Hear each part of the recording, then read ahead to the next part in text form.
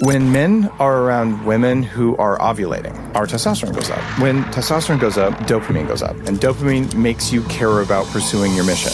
What are those things from your past that still bother you today? I think as a society, we have become more energetically feminine. 30% decline in 50 years of testosterone in men. Testosterone levels in men have dropped by 33%. This dramatic decline of testosterone that's been happening, that is mind-boggling. Men today in their 20s have the same testosterone levels that men did around World War II that they had in their 60s and 70s. And then you combine that with female fertility, and we're having less kids later on in life. What do you think is causing the collapse of testosterone in men and women? You're listening to The Human Upgrade with Dave Asprey. Josh, you're a chiropractor, you're a nutritionist, and you're also into regenerative agriculture, which is an unusual combination. How'd you go from medicine to farming? Yeah, so, I've always had a passion for food. And in fact, the reason I originally went to chiropractic school was I was so into nutrition. I had a mom who had cancer, and I saw how devastating that was. And I started thinking when she went through cancer, as she went through chemotherapy, I thought, well, there's got to be a better way. There's got to be a more natural way. So that led me into starting to just be curious about nutrition and health. And I knew if I got my chiropractic license, I'd be able to also practice nutrition. And so started learning that. And then my mom got cancer again. She was able to heal completely naturally following Gershon therapy and Budwig protocol and some of the ketogenic, some of these therapies. And seeing the results there just kind of continued to lead me down a path of, hey, what is the optimal way to heal? What's the most powerful form of nutrition? I think I see this happen a lot because my first introduction to nutrition was through fitness. Mm-hmm. And then it was, okay, how do you lose weight, get your body fat low? How do you generally get healthy? Mm-hmm. And then it was like, hey, just eat real food. And then, it was even beyond that. It's like, I don't want to just eat real food. I want to eat the most healing foods on the planet. I want to look younger, feel younger, help people reverse diabetes, cancer, whatever it might be. So then that led me into regenerative farming and nutrition. And when I started doing the research on and looking at the nutrients in our food today compared to 100 years ago, I mean, our soil is so depleted today. Our topsoil's eroding. And so if you don't have healthy soil, you don't have healthy plants and animals to a degree too. Mm-hmm. So that's really what led me into regenerative farming and regenerative nutrition, is really looking at, okay, how do we get the most nutrient dense foods possible? And a big part of it is really building up the nutrients back into our soil. And there's a lot of people today who are, I think, still pushing this false narrative around, environmental change. I actually do think there is environmental change, which is negative. I don't know that that's leading to global warming and some of those crises, but it is leading to changes in environment. So for instance, I don't know that global warming is taking place like people say, but I do know that when you don't have plants in an area, it gets hotter and it gets colder. It's much more harsh. And so all that being said, I do, with what we're doing to the planet right now, it's harming our food, it's harming our kids, it's harming our environment. And so when I look at regenerative nutrition and regenerative farming, it's really, hey, how do we allow blueberries and plants and even animals to have much more nutrient dense tissues? When I started out my regenerative farm on Vancouver Island, and I built it because, like you realize the soil is where it all starts. And I wanted my kids to grow up on that, and I wanted to eat my own food as well. Where do we get good soil? Because I was on property that had forest on it, so some parts had been cleared, but the soil wasn't as rich as we wanted. So I ended up buying 100 truckloads of soil from the bottom of a pond on an organic farm that had been running for 100 years. And our garden, I call it a garden, it was a couple acres, it was our little farm. It exploded. Its first year was as productive as you would expect in the fifth year because the soil had minerals, right? And then we had animals all over the farm. And anywhere the animals would poop, we would have this lush stuff, either pigs or sheep. Sheep were better for that. And where they weren't allowed to go, it was like scraggly grass. And you could just see right there. And then people would buy some of the lamb that we made, and they would go, what is this? And then our bacon, our butcher, he calls it, "What did you do to your pigs?" What do you mean? And he said, "Well, your pigs were 250 pounds. I got 5 boxes of meat. Your neighbor's pigs were 600 pounds, and I got 2 boxes of meat. The rest was fat." And it's like, well, we fed them real food with minerals, and we intermittent fasted them. Yeah. Yeah. Because the pigs and humans are similar. So there's all this stuff we can do, and soil is the biggest carbon sink, right? So if we don't repair the soil, we're not going to have plants we want to eat. So we're so aligned on this. And a few functional medicine guys like Mark Hyman, who's a friend who's been on the show lots of times, wrote a big book about it.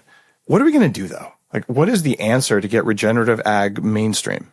Well, this might surprise you, but I think the biggest thing is follow biblical farming principles is one. And also looking at what modern science does today in terms of, let me just, where it's working today. I mean, New Zealand's a great example of this.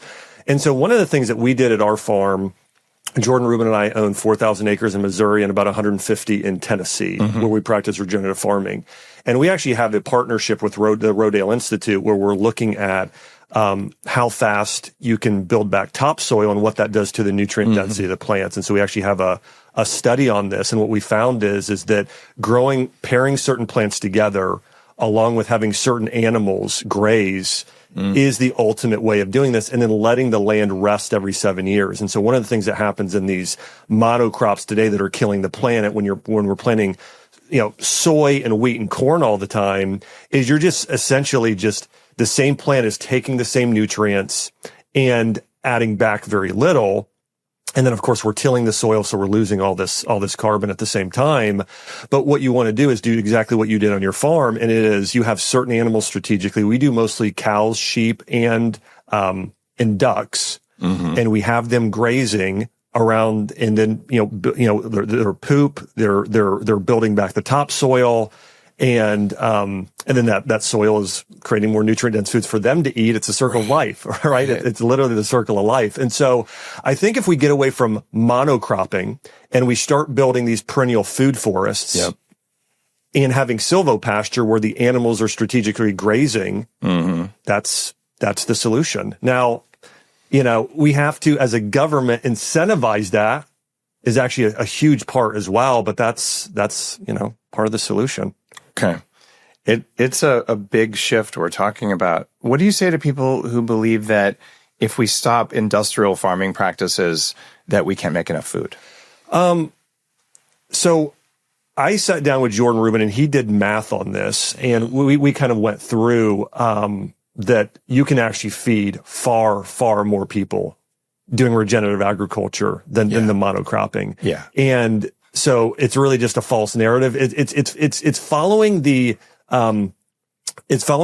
principle of success, and that is a little bit of short-term pain, and maybe it takes a little longer the first year or two, but then by year 3 and beyond, you're getting so much more. And so really people are not following in general agriculture the principles of success, which is sort of like, short-term sacrifice, long-term, much greater gain. I've noticed that organic standards stop some forms of effective farming. I think organic farming might be a bunch of bullshit. What's your take? So this is hard. So here's what I would say. I would say generally yes. I mean, the amount of people that are cutting corners by saying something is organic, we see this with beef today, especially with animal products. I mean, you can call something organic, but then feed it grain the entire year. Yeah. And so one of the things actually that there are organizations working on is a certification that's higher than organic, and it's going to be called ROC, Regenerative Organic Certified.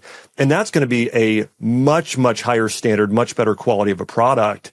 And so, today you can go to Whole Foods or go to Sprouts or go to a health food store and buy organic, and it's absolute garbage versus if you have something that's regenerative organic or truly regenerative, it might be 10 times more nutrient dense. It's going to be lower in toxins and all those things. So unfortunately, and this just tends to happen. People find ways, these big organizations, to cut the corners and just get out the cheapest viable product that meets the certification standard. But oftentimes, again, you're getting something that is, maybe not as toxic as it was before, but in terms of nutrient density, still absolute garbage. I kind of look at the Olympic standards committees. You're not allowed to do any of these things because that might be cheating. But some of those actually make for healthier and higher performing athletes. Yeah. How dare you stop that? And then on the organic side, I looked at certifying my farm as organic, and I was like, I'm not doing that, because if I test my soil and it's low in a mineral and I want to add that mineral, like, oh, you can't add that mineral. That's not an organic way to add the mineral. Like, but the soil microbes need it. Yeah. So I'm like, guys, take the cuffs off. Yeah. And the question is, what did I do to the soil? And did I not use actual toxins? So organic standards are like 1970. You're not allowed to do things that work to make regeneration and health happen. And you're not allowed to do things like glyphosate that are actually bad for you. So the standards are stupid, and they need to probably abolish them and replace them with this rock standard. Yeah. People would be much better off if they're doing regenerative organic. I mean, the whole planet would get healthier. People would get much healthier. I think one of the things that I've always appreciated about you, Dave, and I think we share this, is, I'm always trying to ask the question, as are you, not just what can I get away with? And I used to notice this with patients. The patients that would see the best results, there was one of two questions. Some would be asking, what can I get away with? And some were asking, what is just the best thing I can do? Because I truly just want to be the best I can be. And so that's what we need to be asking. What is the absolute best thing I can do to be healthy? And not what can I get away with? I want to mention too, just sort of with the Olympics or pro sports or even collegiate today, one of the things they can't take are things like peptides. Yeah, stupid. And you know how many athletes would benefit from, especially if they're coming off an injury, BPC 157, TB 500, GHKCU, these peptides that are found naturally in organs, in glandulars. And people can't use those today, which is really unfortunate. Oh, that's about to get blown up big time. I hope so. I was one of the signatories to the Declaration on Human Enhancement, and I'm advising the Enhanced Games. And with this, they're going to take the top 5 Olympic sports, and they're going to allow athletes with medical supervision to use all available healing and enhancement technologies that aren't harmful. And they're going to break every single world record and make the Olympics look like turtles. Wow. It's like, let's take the gloves off. Let's not allow people to harm themselves, but let's let them become more powerful using everything available. And we're just going to show this is what happens if you're stuck in the 70s and you're making billions of dollars like the Olympic Committee does, flying around in private jets, versus here's an athlete who's allowed to heal, or here's a 35-year-old who's allowed to have adequate testosterone, because the whole world is deficient in testosterone. But athletes who need it the most, they actually time out because they aren't allowed to have just basic things that you and I are allowed to do. So let's talk about testosterone. What do you think is causing the collapse of testosterone in men and women?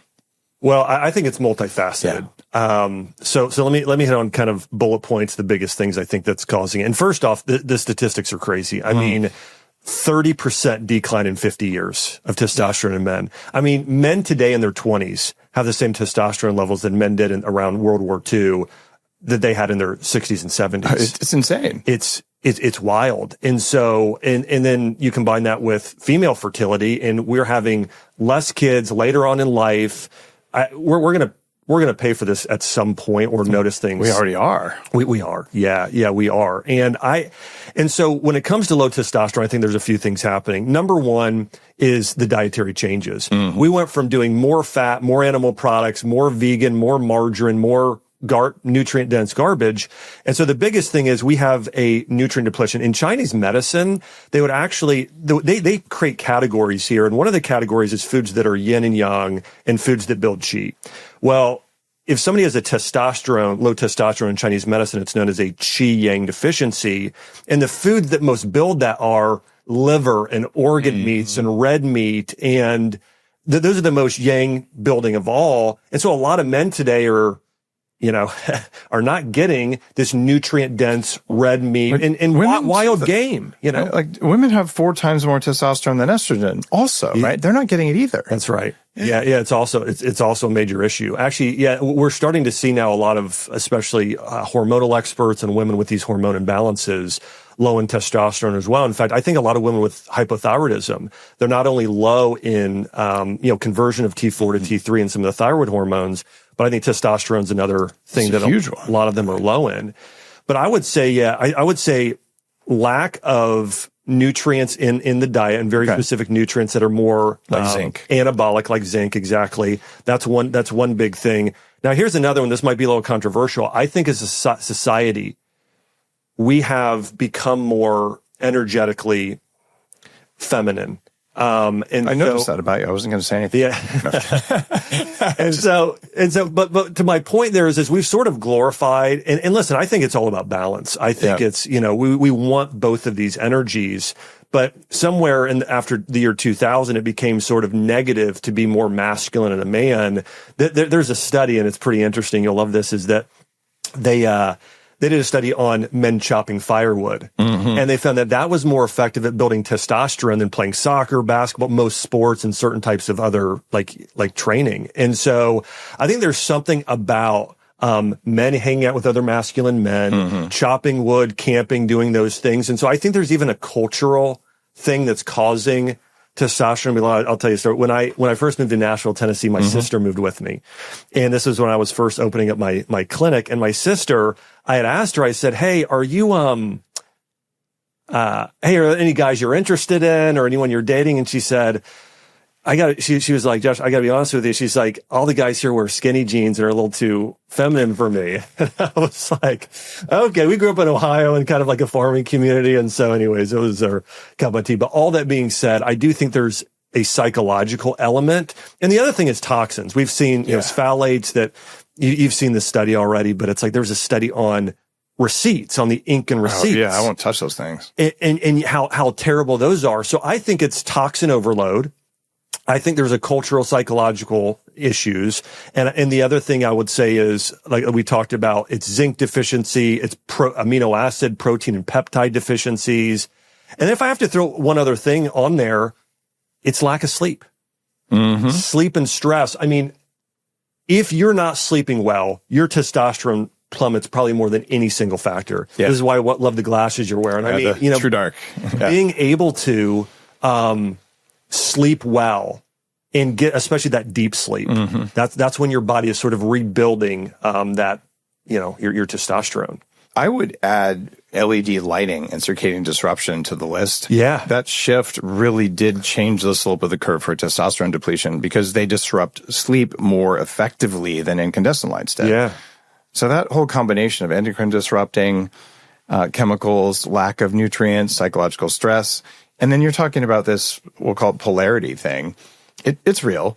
And another factor that I think is also a touchy subject, but when men are around women who are ovulating, our testosterone goes up.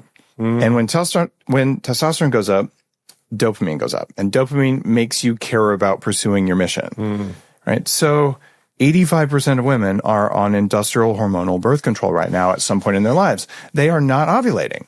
And that means the men around them are like, there's no fertile women around here. My testosterone's going to go down. So I'm happy to live in grandma's basement and play video games because I got nothing here. And we don't know it's happening.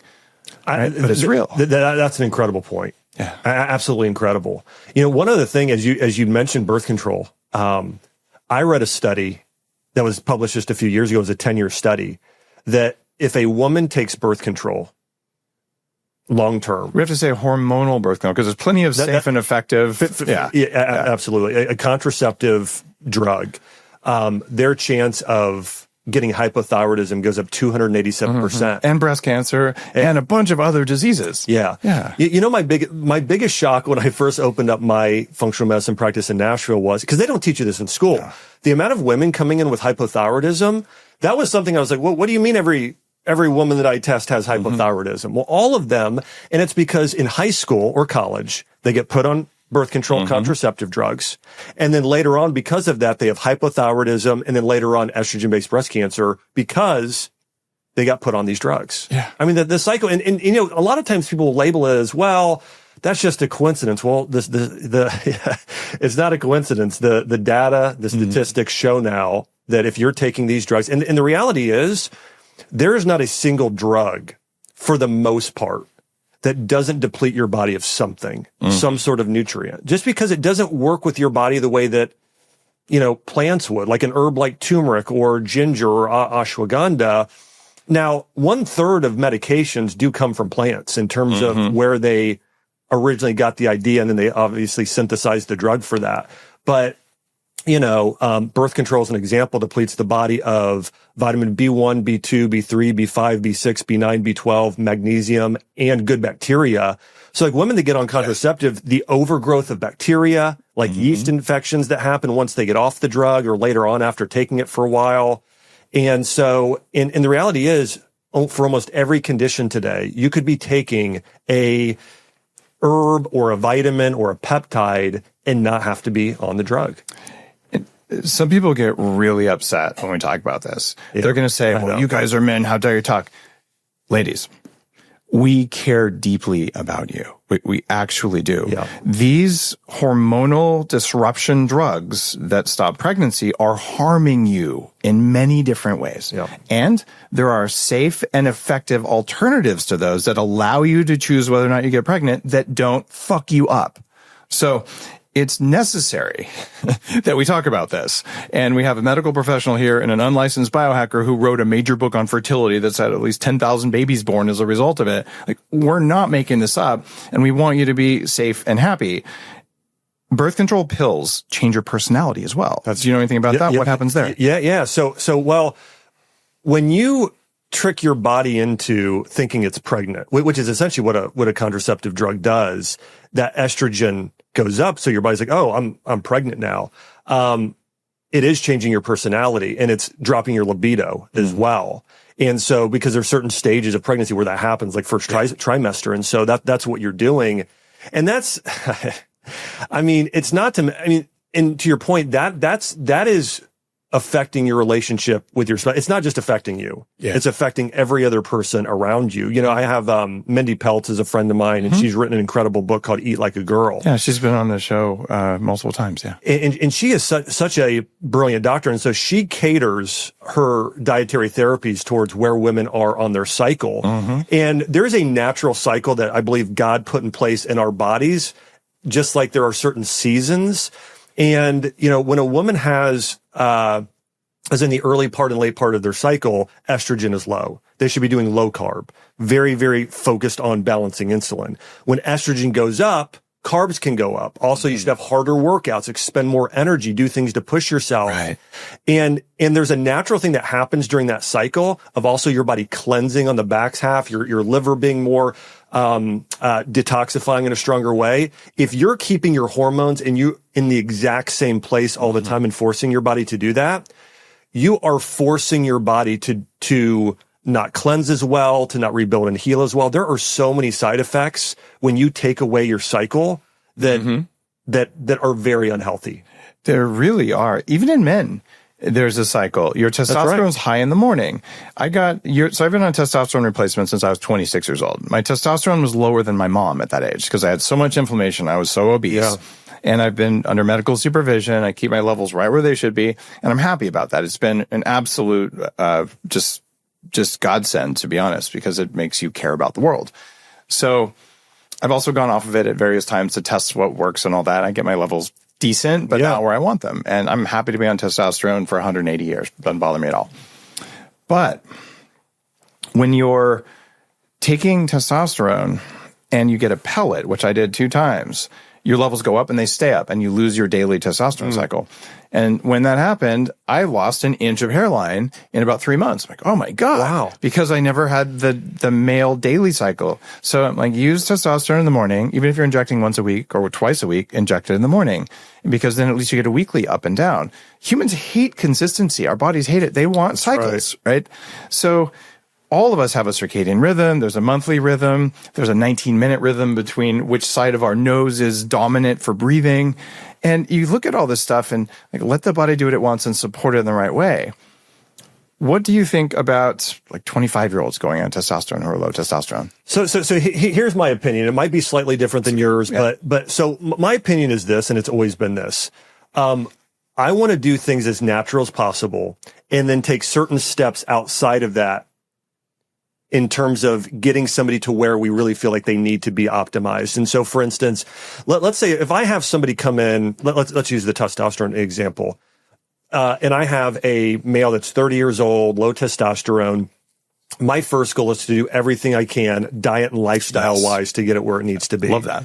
And so what I might do is I will say, okay, well, let's start eating more red meat. Let's get rid of, let's stop grabbing receipts and drinking out of plastic bottles, and let's try and balance your circadian rhythms. Get outside first thing in the morning, wear the blue blockers after dinner or all day. And let's do all of these things to optimize your sleep, optimize your diet, optimize your lifestyle. And then let's try some herbals.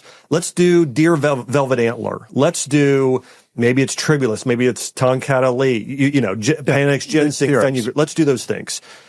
And most of the time, I get people to where they need to be. Well, let's say we still didn't get quite there. Okay, let's go to the next phase, and that's going to be, let's try some peptides. Okay, let's do some things to help with your IGF. Let's do some things to help with, maybe it's BPC 157. Let's do some of those things to get it there.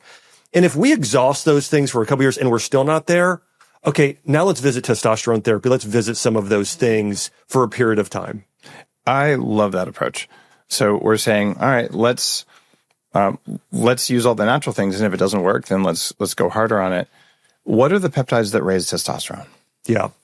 So my favorite is tesamorelin and sermorelin. The thing I like about that is that it's giving your body what it needs to create it and convert it, but it's not doing it for you. And so one of the things that happens, and you know this with a lot of hormone replacement therapy is that, and I'll give the Chinese medicine perspective on this because I think it might be helpful for some people, but you're creating we hear it like a negative or reverse feedback loop to where your body stops producing it itself. So when somebody takes testosterone exogenously from the outside, your testes stop producing it internally. And in Chinese medicine, they use a metaphor with this. They say it's like turning off a tap. And I use this a little bit more when I've talked to women more about their hormones, in that when you turn off your own internal tap.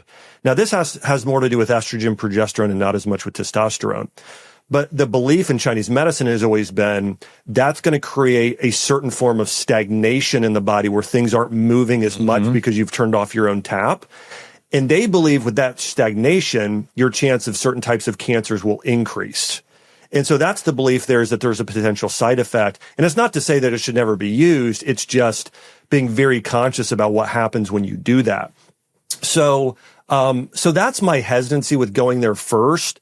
But I do think if somebody's optimizing all other parts of their lifestyle, they're probably negating that enough and getting enough benefits to where it makes sense. But yeah, I would say tesamorelin is my absolute favorite for that. Along with, and I still really like BPC 157 and TB 500, because if you combine that with working out like weight training, you're improving your recovery is the biggest thing that's happening. And so you'll be able to lift more often, move more weight, which then, of course, we know is going to increase your testosterone. Okay. That's such good advice. I love the idea of get it there naturally if you can. And if you can't, then you add some testosterone. The good news is that there are 2 new forms of testosterone that don't shrink your balls, which is really, really just interesting. Because throughout history, when I first went on when I was 26 and my thyroid was almost undetectable, my testosterone was lower than my mom. It was like 200 or 300. It was terrible. And we didn't know nearly as much. This was 25 years ago. So I went on testosterone. I used a cream and I used it daily. And then I took things that block it from turning into estrogen. And so I maintained testicular volume, maintained my fertility and all, but those also have side effects. And over time, I modulated what I do, and I'm testing out a couple different forms of testosterone now that don't require any estrogen blocking, which is cool. See, there's a new form of testosterone I got turned on to where I think they're actually doing something, and maybe this is what you're doing, and I want to say it's combining testosterone or getting it in a form where it's working, I think, with HCG and maybe some other things to where it's stopping the reverse feedback loop to your point. HCG will stop the feedback. So it's one of the ways of maintaining testicular volume. And I did go on HCG maybe 8-9 years ago for about 2 months. And the weirdest thing happened for me. It's just not a common side effect. My boobs started getting bigger. And I've always had a problem with man boobs. They're completely, I've hacked that one. But all the guys in my family, like it's just an estrogenic inflammatory thing. But my butt started getting rounder. And I'm like, what is going on? And I went into the doc I was working with. And he's like, I've never seen this before. Stop. Like your body thinks you're pregnant. Because HCG is a pregnancy hormone. Yeah. So the newer forms of testosterone, you don't need HCG. One's a pill, one's a spray. And because they're taken orally in the form they're in, they don't go through the liver where all this stuff happens. So I think there's a lot of innovation happening where with enough data and with AI, we're starting to be able to engineer things that work within our system, but don't create feedback loops that are harmful. So that's great. I've done a couple of podcasts about those types of things. And it's a profoundly interesting time to be able to say, I can measure quickly my hormones and then change my sleep, change what I eat, change the supplements I take. I think it starts with vitamin D, which is the fat-soluble minerals. You don't have those, you won't make testosterone. And then it starts with broad-spectrum minerals. And that's why those are the two things I focus on the most with my supplement company. Well, you know what I'm so excited about in the future? I was doing an interview with Michaela Peterson, Jordan Peterson's daughter, and she had asked me, she said, hey, what do you think things are going to look like in 10 years? And I said, this might not be 10 years, but well, some of it might be earlier, some of it might be later. But we're going to be entering in a world at some point where we're going to be able to have data in front of us in real time. Now, right now, we can obviously do a continuous glucose monitor, which is amazing. I'm wearing an Oura ring, and so you're able to tell HRV and certain other things there and sleep. But I think at some point here, we'll be able to have, one of the patches on our arms, and it's going to tell you every vitamin, mineral, every amino acid, your hormone levels in that exact moment and tell you exactly what's going on. I think eventually we'll have toilets where you'll defecate and urinate and you'll have pop up on the screen. Here's what's going on in your gut microbiome. Here's what's going on in your urine analysis. So we'll eventually be living in a world where that'll happen. And then you can custom formulate the exact supplements and nutrients that you need. And there's going to be recommendations, eat this meal to start healing your body. Hey, you need to meditate now because your heart rate's getting too high. So we're eventually going to be, living in a world where all that's possible. It totally is. I mean, there's companies like Viome, like, let's look at your gut. You send it in, you get your results a week later, whatever it is. Like, eat these things to modulate that. It's not real time. And you have things like Oura Ring or Ultrahuman, or an 8 Sleep, all those things. Like, oh, okay, I do need to meditate more. I need to change my behaviors, but we're at like Model T era from automobiles where it's so primitive, yet it's so amazing compared to 10 years ago. And the slope of the curve is going exponential because of AI. Oh, yeah. I mean, anyone watching could go to one of the more advanced AI engines and say, design the next generation of Oura. And it'll do everything. Then you just need the capital and the ability to build it. And it's so our speed of innovation is insane. Oh, yeah. You talked about biblical farming and biblical nutrition. What is biblical farming? Sure. Well, if you go and read the book of specifically Leviticus and Deuteronomy, you're going to read about God giving the Israelites very specific recommendations and, well, not recommendations, commands on this is how you're to farm. And so one of the things you'll see, and if you just study just biblical farming in general and the way that they had farmed. So one of the things that is done, and probably one of the biggest principles, is let the land rest every 7 years. And let the fruit fall that's growing, let it re-energize the soil, and then pick up where you left off. And so that alone is very, very restorative and regenerative to the soil. The other thing is the way that it was always done, and if you go all the way back to what the Garden of Eden was meant to be, when you read about the just the description, is they weren't planting things. These foods were perennial, which means they just naturally grow every year. It's trees, it's berry bushes, it's nut trees, it's those sort of things. They weren't vegan though, right? Well, they were. There's belief that Adam and Eve were vegan. There's possibly some form of people vegan up in the time of till Noah, and then in Genesis 9:3, God tells Noah, "You can kill animals and eat them." Like eat a freaking steak. That's kind of what he said, but without the F word. Exactly. So, and there's also belief by some Christians that during the flood, that might have actually changed the actual ecosystem and environment and made it even more necessary for our bodies to do that. But when it comes to biblical farming and nutrition, I think the big focus is on, creating a perennial food forest. It's a lot of those regenerative organic properties, having animals graze within those plants, and do a lot about what we talked about with regenerative agriculture. And then when you read the Bible, there are certain foods that are highlighted significantly. The most referenced, I think, plant is olives and extra virgin olive oil. After that, it's pomegranates, it's figs. And then we see a lot of dairy that's fermented. We see a lot of beef and sheep in terms of animals, and then we see honey.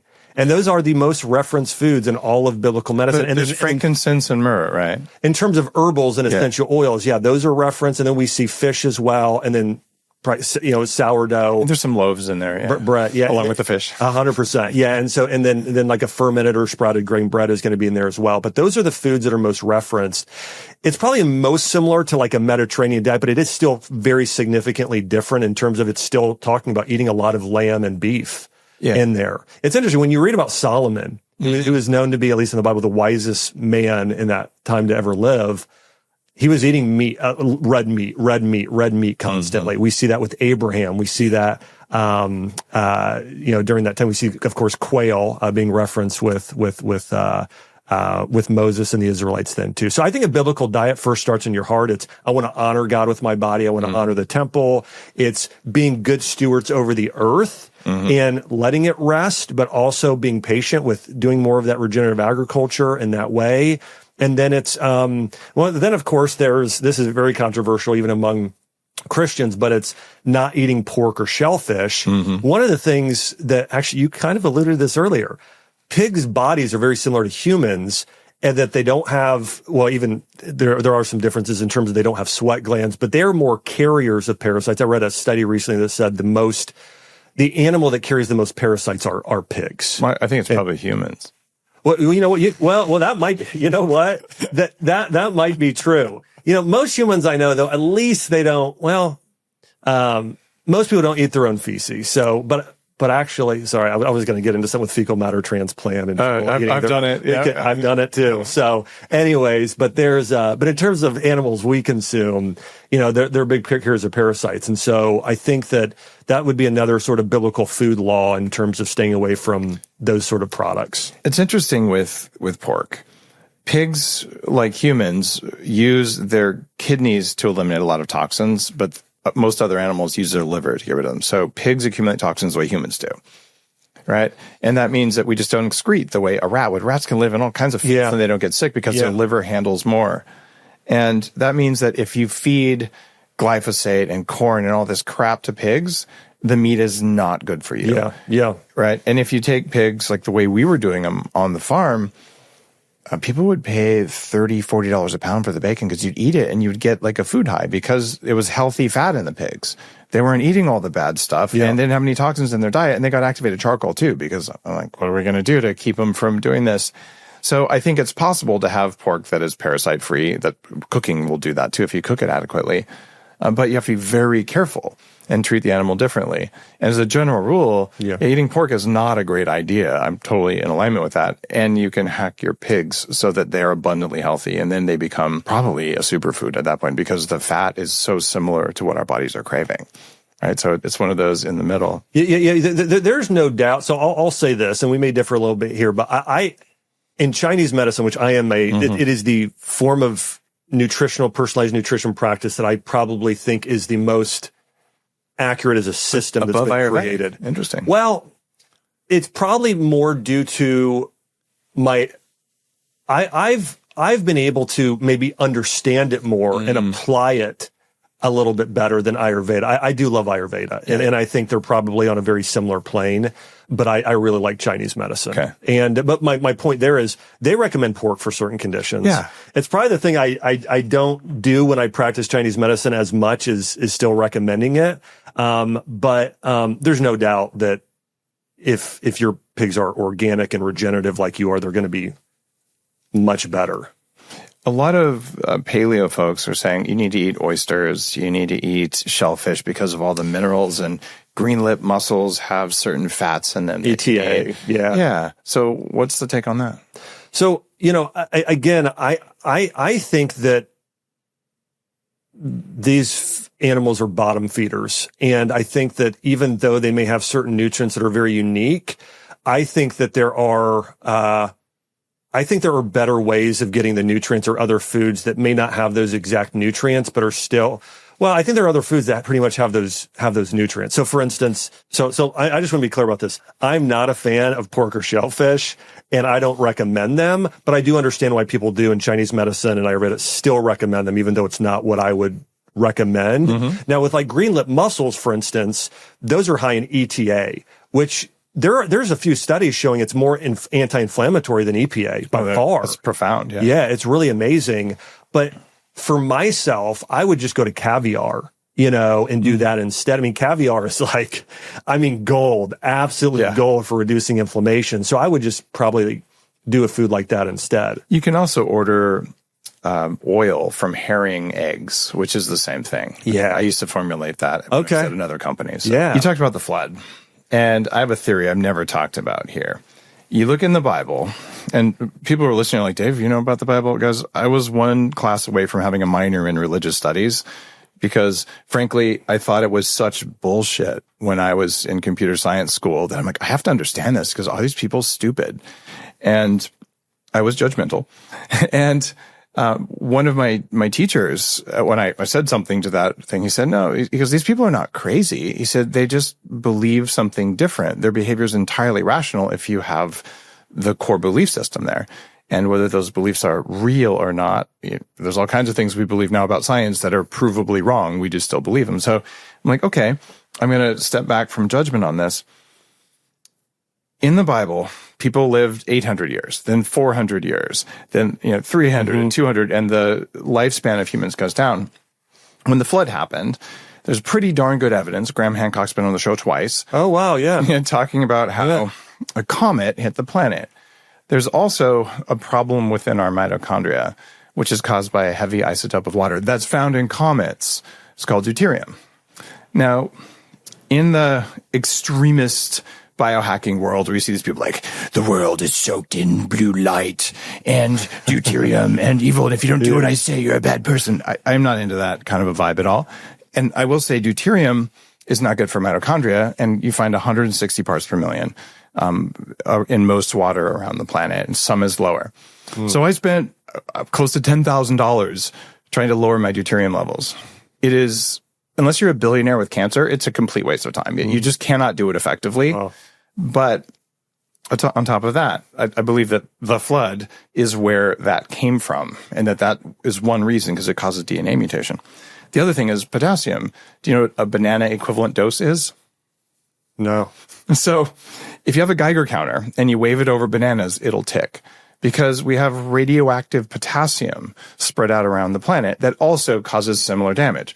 So all the deuterium fetishists out there, they're ignoring the potassium problem as well. So it's funny, because if you're flying a crate of bananas in, customs will wave their thing, oh, there's radiation in there, but they kind of laugh because that's the amount of radiation in a banana. Right? So it's like, guys, something's going on in there, and now what we can do is we can do things like ketosis that help to block those types of damage in the body. And it's all fascinating, and there is a lot of nuggets in all of the ancient myths, including the Bible, including the Bhagavad Gita, including all of the ancient literature. What about biodynamic farming? I mean, some people in the Christian community will say that the guy who created it was, probably demonic or something. I think he was probably psychic. But what's your take on that? Well, I think I know what you're asking. Let me kind of open up the conversation a little bit more. It's so interesting because I talked about this on my podcast I was just doing last week, and it's this. I said I did one on mushrooms, and so I talked about psilocybin. Yeah, and so I think for somebody who is a Christian, I think first and foremost, the Bible talks about what we're called to do, and that is be connected to God, be connected to other people, and steward over the earth. So there's really these three primary relationships we need to nurture: God, other people, earth, and the planet. And so I think we need to focus on nourishing those things. So I think and there are a few questions that people in my community get riled up with, because I have a lot of Christians, but also a lot of atheists. And then there's a lot of debate on some of my channels. And one of the things is, okay, if somebody was a non-Christian or somebody founded something with a spiritual intent that doesn't align didn't do it in line with maybe the Judeo-Christian thought and principles, is it therefore evil? And I'm more in line with probably someone like Thomas Aquinas, who believe that, listen, even people that do certain things with ill intent, those things can still be turned into good oftentimes. And here's examples of this. I have people in there's people in the Christian community who believe that no Christians should do yoga as one example of this, or they should never do psilocybin, or if it's done biodynamically because the person who founded it, that's actually food and those sort of things are bad. I'm more under the belief of, with the right heart and the right wise counsel, that almost all things can be used for good in those ways. And Colossians talks about this as in the Bible. So for me, like, I've gone to a yoga class, and shocking. I know. And you know what? I am not, for myself, when I'm doing, a downward dog or I'm not doing anything towards the sun god Ra. Yeah, you don't have to do that to do yoga. Yeah, exactly. I'm doing things because I want to be healthy. I want to be fit. I want to honor God with my body. And I go in with a very certain intention of doing just that. And I think it's the very same thing with the biodynamic thing. I think with psilocybin, here's the other one. There are lots of things that alter our state. And I would even argue, for Christians, alcohol alters our state. Cannabis alters our state. This guy? Yes. Caffeine. Yeah, caffeine alters the state. Actually, I think essential oils like frankincense, which have been diffused during religious ceremonies for thousands of years in Judeo-Christian faith, alter our state. Now, again, I'm not a proponent of doing those things recreationally. I think the Bible talks about altering your state for recreational uses. Instead, it talks about getting drunk on the Holy Spirit and doing it via natural, just praise and worship and prayer and via meditation, altering our state that way. That is the primary. But I had a family who they lost their daughter, and they had gone through so much counseling and so many things, and they felt this spiritual, that they'd felt stuck after years and years. Yeah. And they did psilocybin under the guidance of actually a pastor and a physician. And they felt by doing this medicinally, it allowed them to experience healing and breakthrough in a different way. So I know that's not exactly what you asked, but it's in alignment. Yeah. Yeah. Yeah. There was a event a while ago where about 24 Catholic priests did mushrooms, right? And at the end of it, they were saying this deepened our connection with God. Yeah. And so I'm going to be really blunt here. I am profoundly agnostic. I have a relationship with Jesus. I have a relationship with God. I also have a relationship with Buddha and with all of the things out there that I can find in altered states. I'm just non-judgmental on that. And some people will probably judge me and stop listening right now and say that I'm demonic. Okay, fine, whatever. But I'm just going to say this. If your prayer works, pray over the food and change it. If your prayer works, pray before you go into yoga, and then it's good. Otherwise, you should learn to pray better. This is part of why, there's a Bible verse where Paul gets bitten by a snake, and they're like, he's dead. Like the people, he's dead. And he prayed and he didn't die, so I think there are, I kind of got you there. I do believe that listen, I've sat down at someone's home before and not wanted to offend them. Now at this point, you and I, if we go into someone's home, they're very conscious. They're like, I got to make sure that Dave and Josh can eat this. I always feel bad. I'm like, you don't have to be that picky. No, I know. Same here. But I do believe if I sit down for a meal and I ask God, I say, God, would you bless this food in my body? And I'm doing this right now, eating something that I don't actually fully like, and it's the right situation. For instance, I've been on a mission trip and to Africa, and I was in that situation. I'm like, I don't want to get a parasite right now, but I also don't want to offend. Again, I prayed over the meal, and I believe that there is God blesses things. I believe there's an energy that whether he puts into the food or through us, I believe he can change things. Actually, communion actually is that very same belief. It is believing that I am taking Christ's body and his blood, and there is an actual, not just metaphorical, but a physiological thing that's happening when I'm consuming this, it's the meal that heals. And I have had myself been in situations where I was desperate for healing. Right. And I took communion believing that and knowing that this is the blood of Jesus. It's his body, this bread broken for me, and it was healing. And actually the cracker I was eating had gluten in it and was not healthy. Those abilities are altered states work. And my new book, Heavily Meditated, is about all the different ways, including prayer, meditation, psychedelics, breath work, different technologies, neurofeedback, all the ways you can get into a deep state of forgiveness. You can get into a flow state. Yeah. And if you want to connect with the divine, you've got to learn how to change your inner state so you're on the right wavelength to do that. And yes, to be able to say, sitting somewhere, well, that way of doing it isn't the right way, I would ask anyone, how do you know? Because I don't think the Bible mentioned neurofeedback. I don't know if it mentions breath work or not. But there are ways, and I've had Christians come to 40 years of Zen, and like, oh my gosh, like I deepened my relationship with the divine in a way because I changed myself so I could tune in better. So there's a lot of stuff happening, and we see physiological changes when people meditate or pray. And they're documented, right? Yeah, and I think so much of it comes down to, well, there's a few things. I think that if getting into an altered state, and this is where the Bible talks about spirits of fear, spirits of worry, or spirits of love and faith and compassion. But I think one of the most healing states, and by the way, Dave, I just wanted to share this. I think, you and I met quite a few years ago. Yeah, I think that 12 or 14, I think. Probably that long. Yeah. And I think even now, and I feel like I'm in this place more and you're in this place more where there's a greater level of humility for both of us. And maybe it's because we've learned hard lessons. We both have been through some hard things. And I think for myself, the way that I alter my state the most is when I come into a state of humility, of thinking of others better than myself, of being in a state of just living in the state of gratitude and humility. And when you get in that state, now you can receive things. If you're living in a state of pride, you already know it all. So you can't receive anything. And so those sort of altered states, whether it's character altered states or being in a state of there is an eternity, there is a divine, that's an altered state. In fact, as we did talk about psilocybin, that's the thing that I've probably heard from the most people is that they felt like when they were getting into that, when they were experiencing that high, that they were more aware of the supernatural. It's probably the thing across the board I've heard from almost everybody. Yeah. And for people who don't want to do that, if you read Heavily Meditated, and you could say, well, meditation's evil. These are ways of entering altered states. You can enter a similar state to psychedelics just with a specific form of breath work.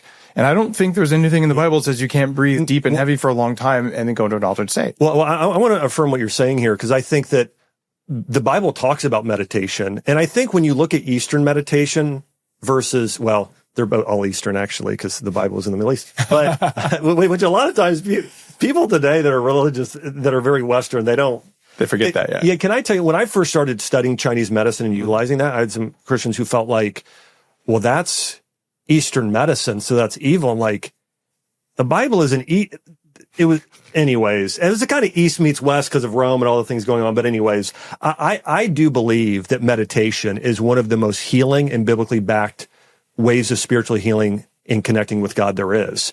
And I do think there's a difference between, there's a form of meditating that is, I'm opening myself up to everything. And that's not what the Bible talks about typically when meditation. It's taking a virtue or a value or the presence of Christ. And like, for instance, reading, 1 Corinthians 13, where it talks about love. Love is patient, love is kind. And thinking about and meditating on, God is love and I'm his child and I am love. And how can I be love? How can I embody and exude love? And so I think there's a way of meditating it's absolutely biblical and healing. Pride is one of the 7 deadly sins. Yeah. Do you tell your kids you're proud of them? I think that the pride it's talking about there is different. I think when you read Dante's Inferno, for example, and I think the Catholic Church maybe later adopted some of these. It might have been right before or after that. But the 7 deadly sins, when we talk about pride is more of the internal ego of you believe that you are God or taking the place of God. And so I actually think that being proud of is more of a sense of gratitude for the individual or praise. And so I think even when you go and look, and I did this years ago and I couldn't quote it exactly, but I remember actually looking this up because I was curious about exactly what you said. And so pride is more of I'm stepping into what God is supposed to be and replacing that role versus proud is I see the Christ within you, and I am honoring that virtue, that character, and who you are. I went through a similar thing where, like, okay, pride is not necessarily a positive word. So I usually say I'm grateful or happy or excited about or impressed with what you've done or how hard you're working. And sometimes I say proud as well, and only when it's a really big thing. Because I don't want my kids to think that how well they succeed affects how I think of them that way. Like I'm always proud in a beneficial way. It's just because they're my kids. Right. But it's an interesting parenting question that you can look at through a religious lens, a psychological lens, or a health lens. Right? Well, I think about one of the most meaningful things in my entire life. We all have these like turning points where somebody said something to us and it changed something in us. So like I had a teacher once who told me, I asked me to stay after class. She asked me what I wanted to do. I said, I want to be a doctor. She laughed at me because I was a terrible student in high school and I was failing the class. And she said, you got an F on this paper. You'll be lucky to pass. She said, you can't be a doctor. She said, my daughter has a 3.8 GPA. She barely got into med school.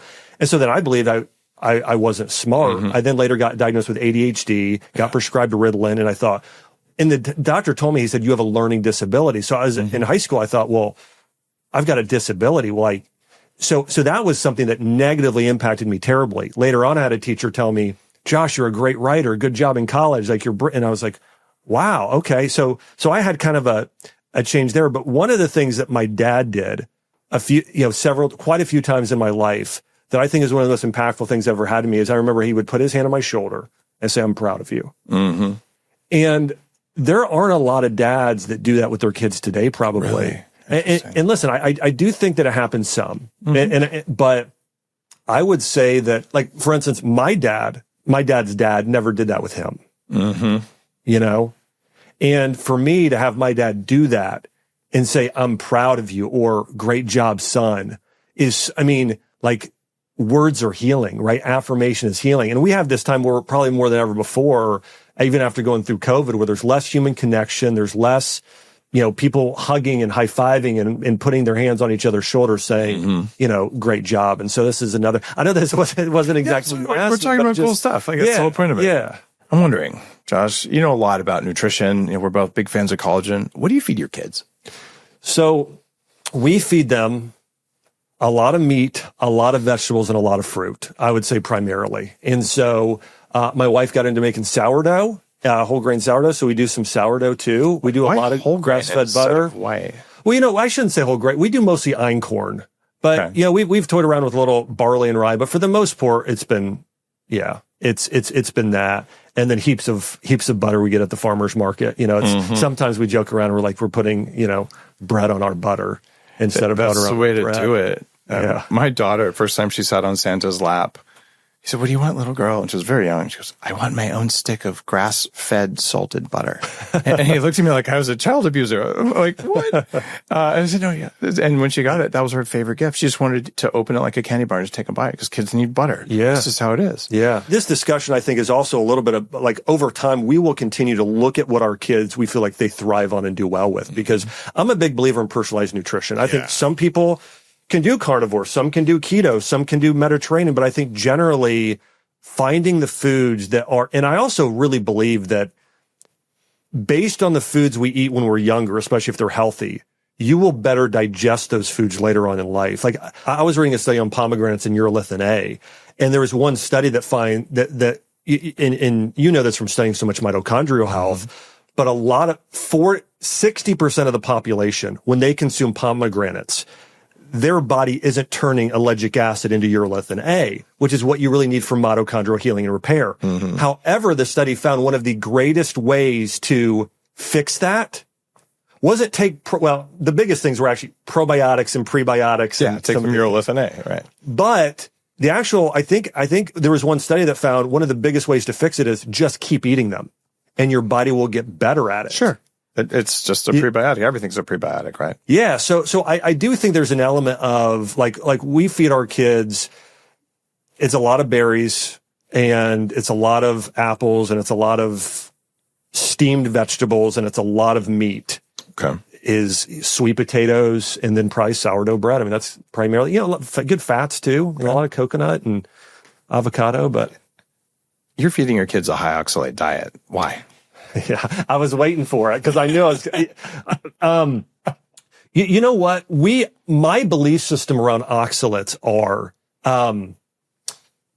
if you cook the foods and you have the right gut bacteria, they will be less harmful to the body, and the positives outweigh the negatives. Now, again, I know that yourself or Dr. Gundry is going to probably not agree with my take on that, or may not fully agree. You can reduce them if you boil and pour the water off. Yeah. That's for sure. But if you bake it, it doesn't change the oxalate. No, it doesn't. But we do steamed almost primarily. So, and I've noticed the biggest differences in myself with that. Like if I eat a lot of baked food, I don't feel the best. If I eat raw, I don't feel great. Yeah. If I eat steamed, for myself, I feel very good doing steamed vegetables there. And in the fruits, I found that apples I probably feel the best with. They're low oxalate. Yeah. Yeah. And I think the pectin and just the way it supports bowel function is really great. So we probably eat apples, plums, and pears more than anything. Those are good choices. I have an experiment that you might want to run. Yeah. Eat 3 boxes of raspberries and blackberries. Well, first off, can I tell you, when I was a kid, I tried that with strawberries, and my stomach was just torn for strawberries days. Are different. They're lower in oxalate, but they're higher in histamine. So that was probably a histamine thing in the strawberries. Yeah. But so many people. So this is a quick story. I went to the farmer's market, and I would just buy tons of berries. I'm like, I want to be healthy. And pretty soon, I was having to pee like urgently 20, 30 times a day. And it was disruptive of my life. And I went to the longevity doc I worked with. He was the only one in the Bay Area. He was like, I've never heard of this before. And I went and they put a camera in a place where cameras should never go. Like, we can't see anything. And over the course of a year, I'm like, it's the raspberries. And it turns out they're almost as high as spinach in oxalates. So I was having razor sharp microscopic calcium oxalate crystals in my urine, and they were irritating the urethra. And when I quit the raspberries, the problem went away. Yeah. And I've seen so many women with interstitial cystitis or frequent UTIs. Like, well, you have UTIs because you're slicing the membrane, right, in your urethra, which allows bacteria to get in. So I'm not saying you can't ever eat a raspberry. I'm just saying, like, your total intake matters. And that's why I do sourdough now, which people are going to be, what? I buy French flour with no glyphosate. I make white flour, which is low oxalate. Yeah. Wheat flour would trash me. And then I ferment the crap out of it, and I can eat that with some enzymes, and I don't have any issues. Yeah. So it's like, it's personalized, just like you're saying, and you handle it well. But I was just wondering, because I hear, pomegranates and figs are high. I think that personalized nutrition is, well, I think it's where it's at. We talked about Chinese medicine, Ayurveda. I think we're seeing this today is that there are a lot of things that people highlight, like as MTHFR. That there's one example. Again, I believe there's a lot of things we don't know yet in terms of there are some people that I know can process and deal with oxalates very easily, and they're not going to have those issues. And then some people, it's absolutely destroy and wreck their entire life and health. And so I think this is what, the people that I think are at the highest level in their field tend to have the greatest level of awareness. Like if you spend time around rabbis, pastors, monks, there's this level of spiritual awareness that they have and this sort of calmness and demeanor to them because they're at this high level of spiritual awareness. I think people that are physically healthy, the ones that become the healthiest or are growing the most in their health are the ones that are the most aware of what's going on in their own body. Exactly. Very well said. Yeah. Well, Josh, you've definitely had a big impact on the world. You've shared so much information about health and wellness. And I actually like it that you're taking a Christian perspective on it, because the spiritual side, whether it's Christian or meditation or whatever, I'm cool with all of it. Ignoring the spiritual aspect of life or nutrition or exercise, the meaning and purpose side of things, you don't get the results you want. Yeah. So I appreciate that you're willing to go out there and talk about it. And if you're listening to the show and saying, well, I don't like that. Okay, let's take a deep breath. Let's not be triggered, because I don't like any of the presidential candidates perfectly. Right? Because all of them do at least one thing that I don't like. So I could say, I'll just hold hate in my heart and be angry because that one didn't do everything I wanted. And it's like, are you stuck at 12 years old? Because people will do some things you like and some things you don't like. Pomegranates do some things you like, urolithin A, some things you don't like, oxalate. Yeah. Nothing is all good or all evil. Yeah. So just chill a little bit and be curious. Yeah. Yeah. I love it. Well, you know, I think for me, when I first got into practice, the conditions that were growing the most quickly were childhood diabetes and hypothyroidism and some of those autoimmune disease and infections. But I think over the past 5 to 7 years, really especially going through COVID, the conditions I've seen growing the most are mental health disorders and depression, anxiety, and identity issues. And so I think that now more than ever, and we've seen a big shift in people, I think, becoming aware. Again, it's just so interesting. Like, it's crazy to say this. There are a lot of parts of me that are grateful for what happened during COVID, because it exposed so many lies and corruption and all of those things. And I think about just the change of perspective of people like Russell Brand or Joe Rogan or Jordan Peterson, some of these people, how they've become more spiritually inclined and aware. And I think for myself, when I think about my own health or the health of patients, the thing that we don't talk about enough, and I'm so grateful that you're so open. I see you talk about way more in your podcast now than ever before, is that our spiritual and mental health affects our physical health. I truly believe more than diet and nutrition. I think that I could eat, like when I'd have a patient come in with irritable bowel disease, if they would eat a conventional pizza, it would wreck their system. But other times they'd be eating perfectly. And I'm like, did you eat the pizza again? They're like, no, but I'm going through stress at home. And so I think if people want to heal physically, focusing on their spiritual and mental health is just as important as your diet, as doing different biohacks, any of these things. And so, and I think a big part of that is pursuing your identity, knowing your identity, your purpose, and just having a greater connection with God. And so it's, anyways, thanks so much for giving me the opportunity to talk about it. If you like this episode, you know what to do. Go out there and learn some more. And I'll just say, pray, meditate, send energy into your next meal and connect with it. And who knows, maybe your mitochondria are listening. See you next time on the Human Upgrade Podcast.